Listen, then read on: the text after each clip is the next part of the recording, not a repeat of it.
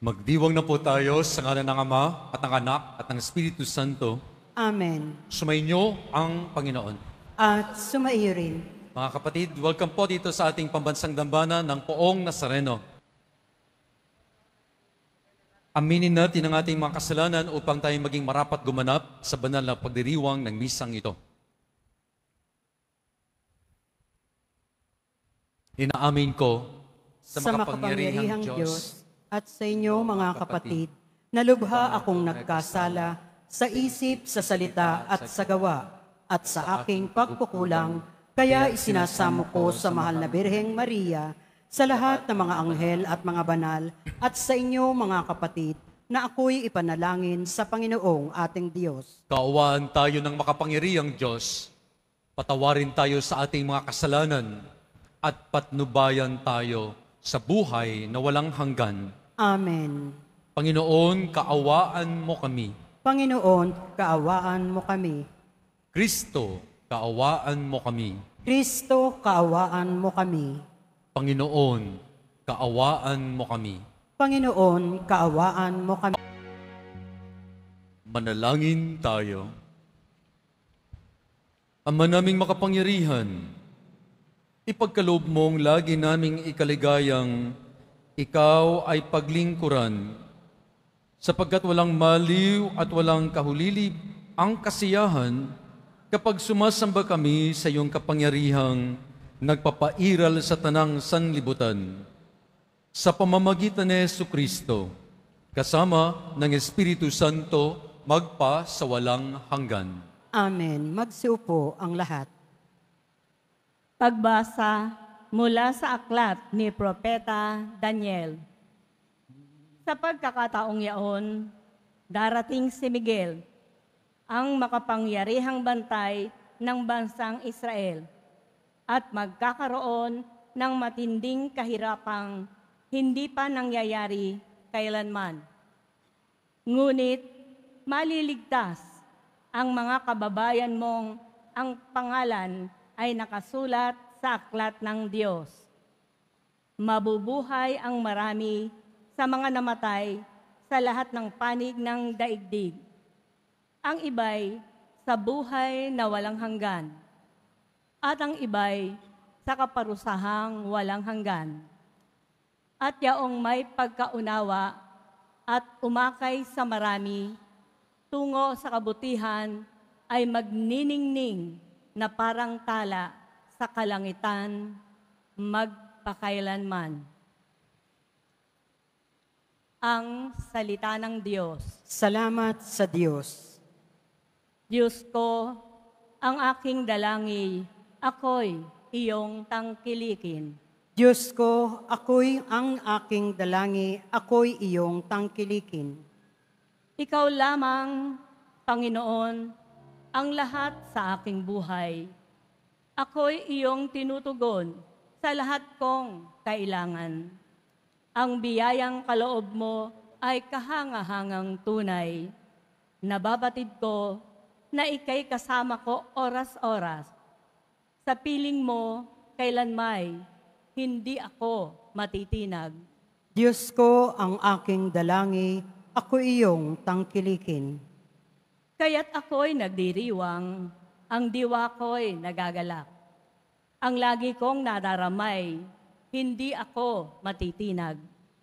Pagkat di mo tutulutang, ang mahal mo ay malagak sa balon ng mga patay, upang doon ay maagnas. Diyos ko, ang aking dalangin, ako'y iyong tangkilikin. Ituturo mo ang landas na buhay ang hahantungan. Sa piling mo'y madarama ang lubos na kagalakan. Ang tulong mo'y nagdudulot ng ligayang walang hanggan. Diyos ko, ang aking dalangin, ako'y iyong tangkilikin.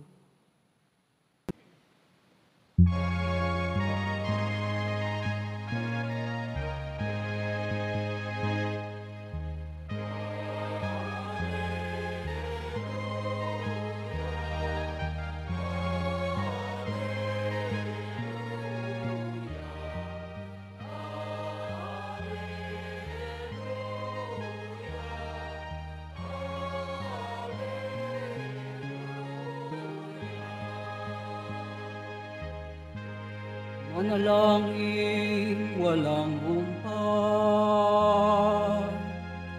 samantalang hinihintay si Jesus na akong mahal.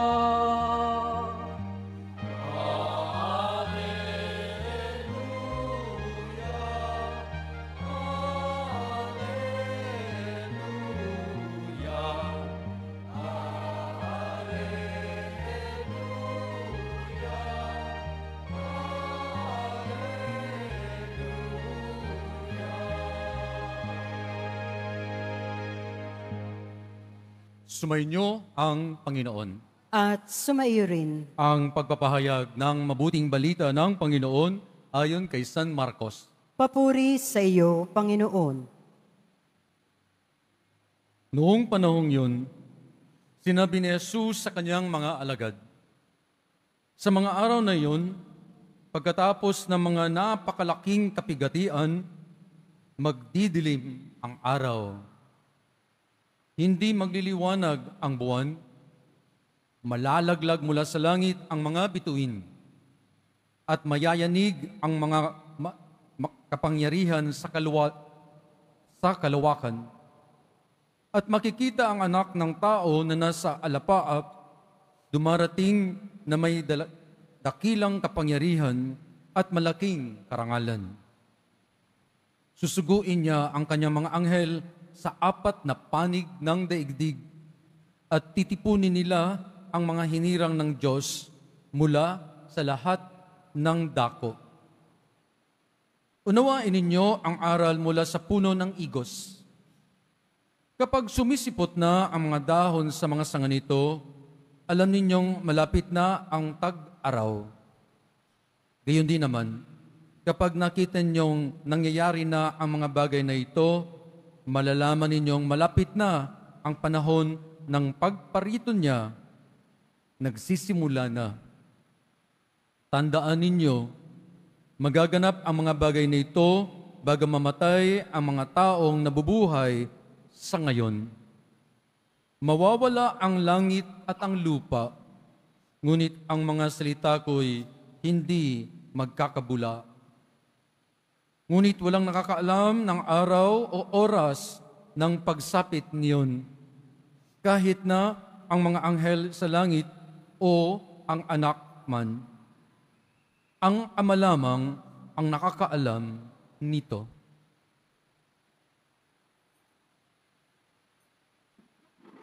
Mabuting balita ng Panginoon. Pinupuri ka namin, Panginoong Heso Kristo. Magsiupo ang lahat.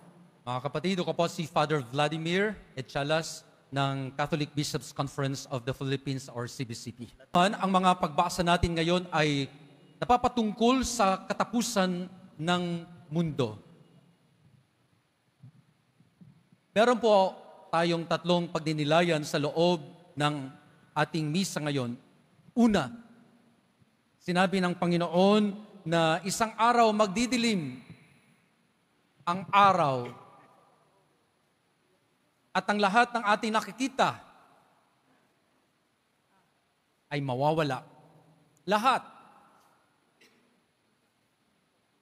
Lilipas ang panahon.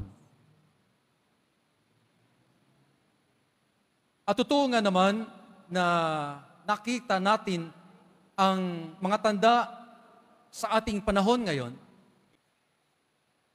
Subalit, ang lahat ng ito ay kung mawawala ay dahil ito ay magbibigay daan sa paglikha ng Diyos ng bagong langit at bagong lupa. Siguro hindi natin aabutan ang panahong yan. Pangalawa po mga kapatid, ang mga nangyayaring mga unos sa labas natin sa ating panahon, di po ba nangyayari sa loob ng ating mga sarili? Di ba ang iba sa atin ay may mga pinagdaraan ng mga bagyo, mga sakit at karamdaman na ang tagalan nating hinihingan ng milagro? May mga utang tayo na hindi natin alam kung paano babayaran? May mga unos sa buhay natin Kaya ang mga nakikita natin sa labas ay totoong nangyayari sa ating mga kalooban. Subalit, kahit na mawawala ang lahat ng ito nakikita natin, alam natin na ang lahat ay kaloob ng Diyos. Kaya nga ang bawat isa sa atin ay binibigyan ng Diyos araw-araw ng 24 oras na regalo. Simula sa pagkagising natin kanina hanggang sa pagtulog natin mamayang gabi. 24 oras ang binibigay sa atin ng Diyos araw-araw. Di po ba? Kaya kahit na lilipas ang panahon, ano ang gagawin natin sa buhay na pinapahiram sa atin ng Diyos? Una, huwag tayong magyabang. Huwag tayong magyabang na meron tayo, kung anong meron tayo, sapagkat isang araw, ang ating mga relasyon, ang ating mga kakayanan, ang lahat ng mga ating mga ari-arian, iiwanan natin o ang ating mga minamahal, iiwanan tayo o iiwan natin sila.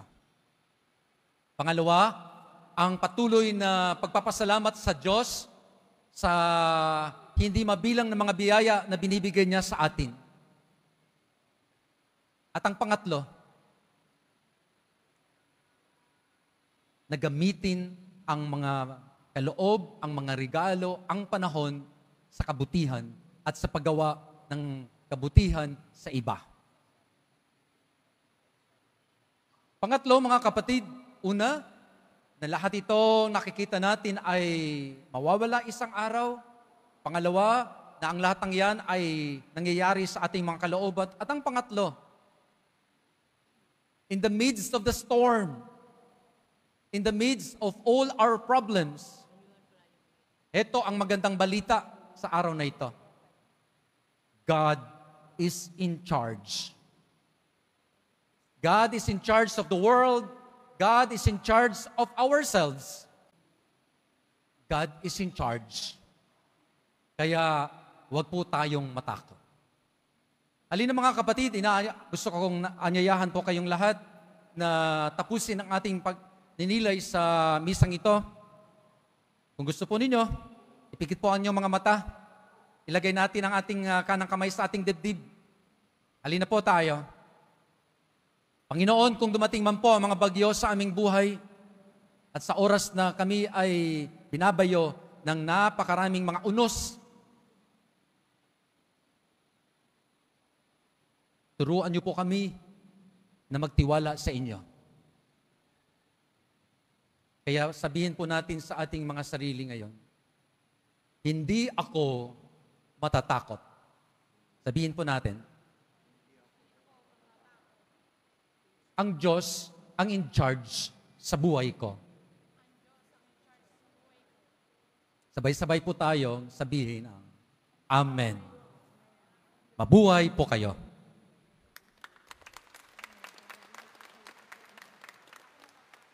Magsitayo po ang lahat. Mga kapatid, ngayon dumadalangin tayo sa dakilang Ama na tayo'y bigyan ng sapat na lakas at pag-asa upang maging handa lagi sa oras na Kanyang itinakda.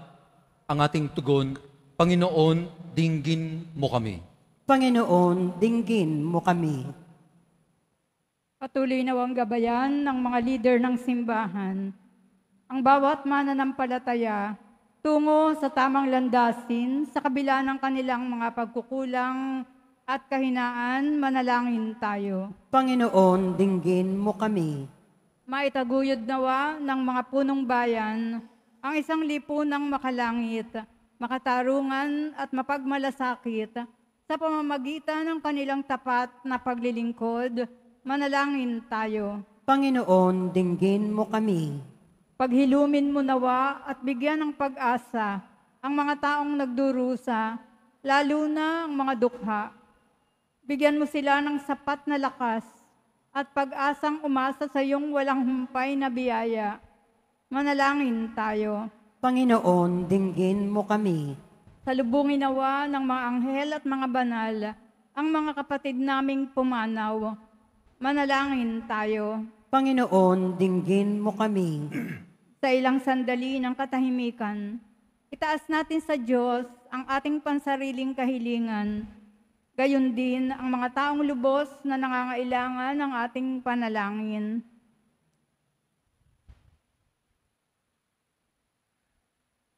Manalangin tayo. Panginoon, dinggin mo kami. Panalangin po natin ang mga kapatid natin sa Catanduanes. Nawa kalingain sila ng Diyos ng kanyang banal na awa. Pati na rin ang mga kapatid natin sa Cagayan at sa Norte na ngayon ay binabayo ng bagyo. Panalangin natin sila sa Panginoon. Panginoon, dinggin mo kami. Lahat ng ito, Ama, hinihiling po namin sa inyo sa pangalan ni Jesus na aming Panginoon. Amen. Magsiupo ang lahat.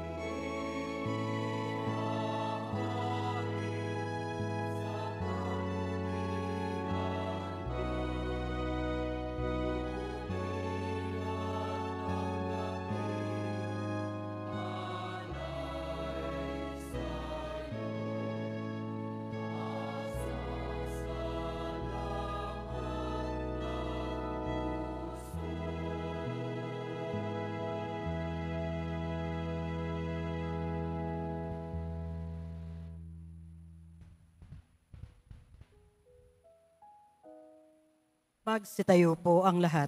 Manalangin kayo mga kapatid, upang itong ating paghahain ay kalugdan ng Diyos amang makapangyarihan.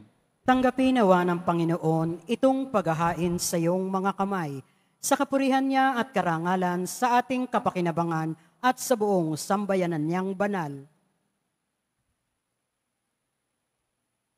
Ama naming lumikha, ipagkaloob mo ang iyong masintahing pagtingin sa aming mga alay, upang ang kagandahang loob mo ay aming makamtan at ang bunga ng walang hanggang pag-iral ay aming mapakinabangan sa pamamagitan ni Jesucristo kasama ng Espiritu Santo magpa sa walang hanggan.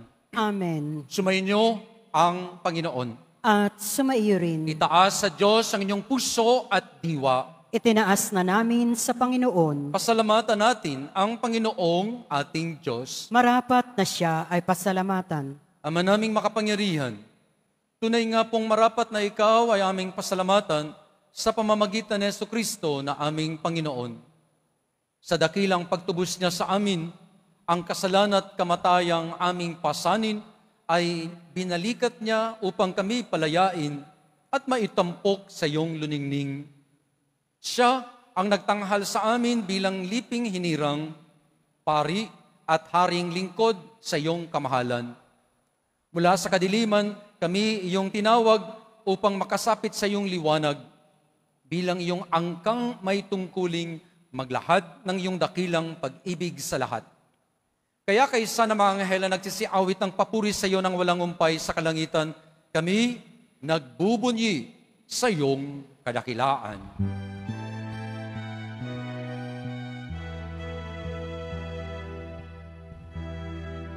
Santo, Santo,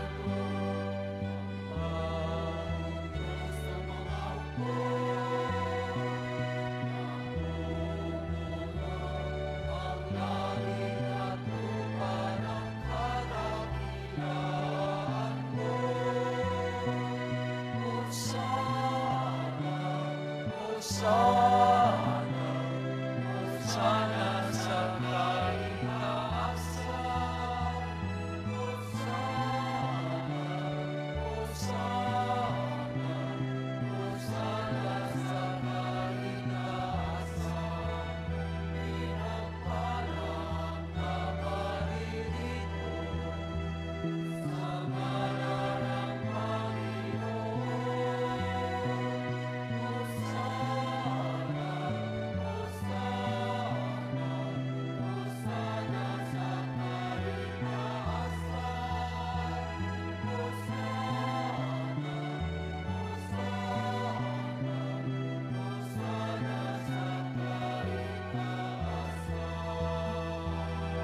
Magsiluhod po ang lahat. Ama naming banal, ikaw ang bukal ng tanang kabanalan, kaya't sa pamamagitan ng iyong Espiritu, gawin mong banal ang mga kaloob na ito upang para sa amin maging katawan at dugo ng aming Panginoong Jesucristo.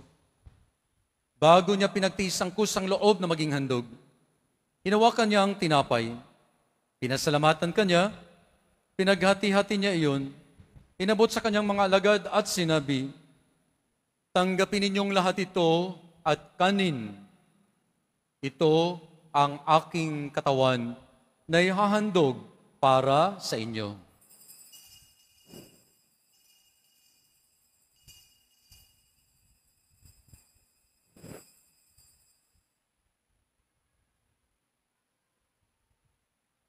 Gayon din naman nung matapos ang hapunan, hinawakan niya ang kalis, muli kanyang pinasalamatan, inabot niya ang kalis sa kanyang mga alagad at sinabi, tanggapin ninyong lahat ito at inumin.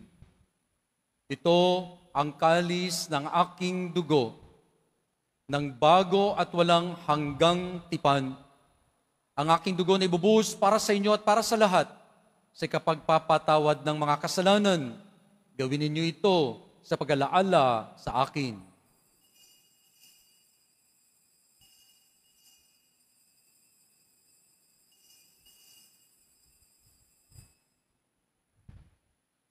Magsitayo po ang lahat.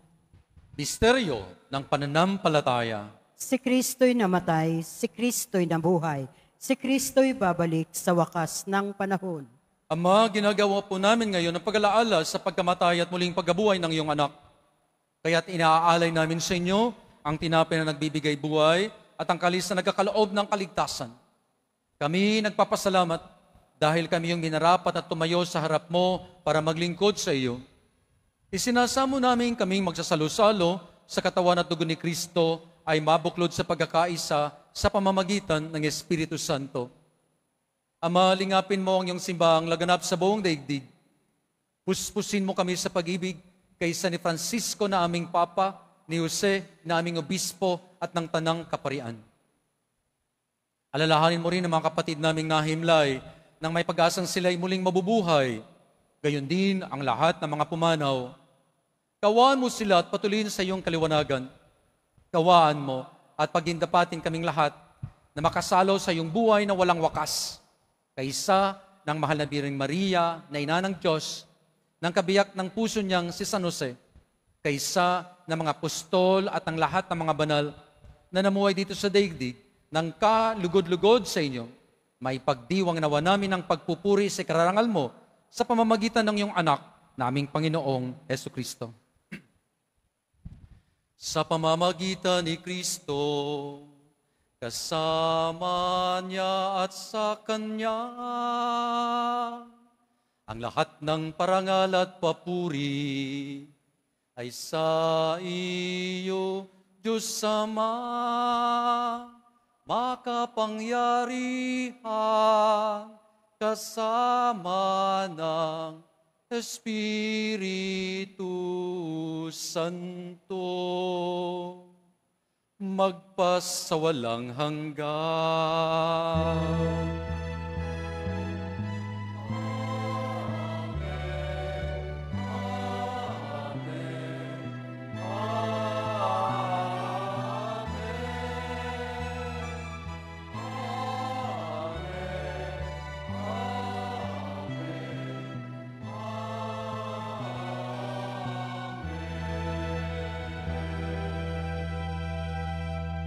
Sa tagubilin ng mga nakagagaling na utos sa turo ni Jesus na Panginoon natin at Diyos, ipahayag natin ng lakas loob. Ama namin, sumasalangit ka, sambahin ang ngalan mo, mapasa amin ang kaharian mo, sundin ang loob mo dito sa lupa para nang sa langit. Bigyan mo kami ngayon ng aming kakanin sa araw-araw at patawarin mo kami sa aming mga sala, para ng pagpapatawad namin sa nagkakasala sa amin. At huwag mo kaming ipahintulot sa tukso at iadya mo kami sa lahat ng masama. Hinihiling namin kami adya sa lahat ng masama, pagkaluban ng kapayapaan araw-araw, iligtas sa kasalanan at ilayo sa lahat ng kapahamakan. Samantalang aming pinananabikan ang dakilang araw ng pagpapahayag ng tagapagligtas naming si Yesu Kristo.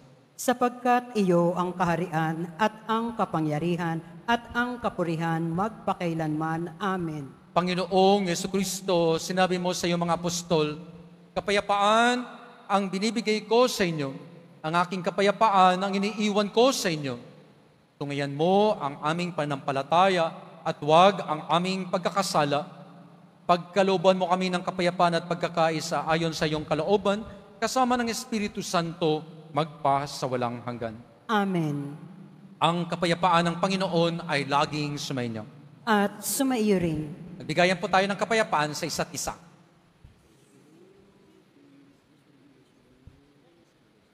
Kordero ng Diyos na nag-aalis ng mga kasalanan ng sanlibutan, maawa ka sa amin.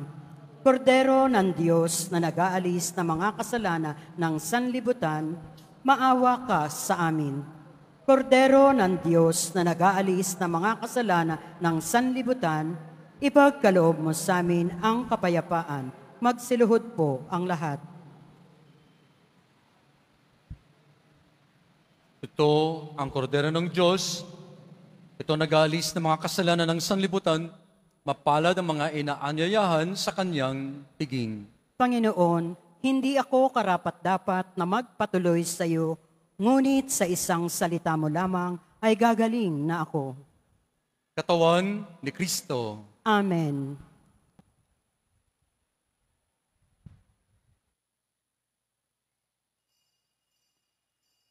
Para sa lahat ng tatanggap ng banal na komunyon, sasagot po tayo ng amen pagkasabi ng pari o lay minister ng katawan ni Kristo at isubo agad sa bibig bago umalis sa harapan ng pari o lay minister.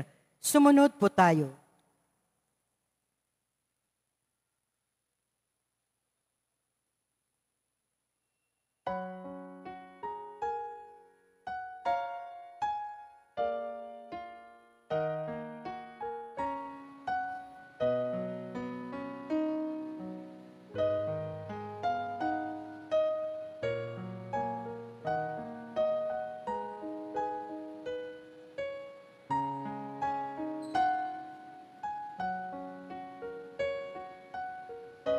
Aming mapagmahal, sa pinagsaluhan naming banal na pakikinabang, ang amin nawang pag-ibig ay lalong madagdagan ng ginawa namin sa pag-alaala sa anak mong mahal na nag-utos si pagdiwang ang huling hapunan sa pamamagitan ni Yesu Kristo kasama ng Espiritu Santo magpa sa walang hanggan. Amen. Ay, babasbasan natin ang mga dala ninyong mga imahen, mga panyo at ang mga rosaryo. Pakitaas niyo po ang mga ito para sa pagbabasbas. Basbasan niyo po ang mga imahen at dasalan na ito. Sa pamamagitan ng bendisyon na ito, naway maalala nila ang pangako nila noon sa binyag na ikaw ay kanilang iibigin at paglilingkuran bilang Panginoon magpa sa walang hanggan. Amen. Mga kapatid, meron po ba sa inyo na may sakit o may karamdaman, pati na ang mga nanonood sa atin via online streaming sa misang ito? Ipikit po ang inyong mga mata. Ilagay ninyo ang iyong kanang kamay sa bahagi ng iyong katawan na nangailangan ng paghilom habang ako ay nagpipray over po para sa inyo.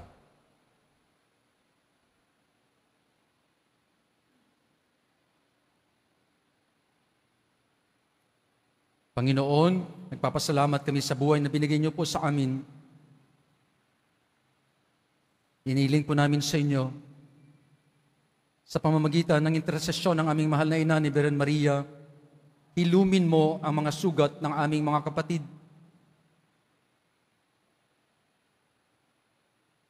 Pagalingin mo ang kanilang mga sakit at karamdaman. Pagpalain nawa kayo ng makapangyarihang Diyos. Amen. Sumilang nawa sa inyo ang mukha ng Diyos at bigyan kayo ng kapayapaan. Amen. Ipakita nawa ng Diyos sa inyo ang kanyang mukha at pagalingin kayo sa inyong mga sakit at karamdaman. Amen. Sa tulong at panalangin ng ating mahal na ina ni Birhen Maria, pagpalain kayo ng makapangyarihang Diyos, ng Ama, ng Anak, at ng Espiritu Santo. Amen. Mga kapatid, tapos na po ang ating pagdiriwang. huwag tayong matakot. Si Jesus ang in charge sa buhay natin. Amen. Mabuhay po kayo. Salamat sa Diyos.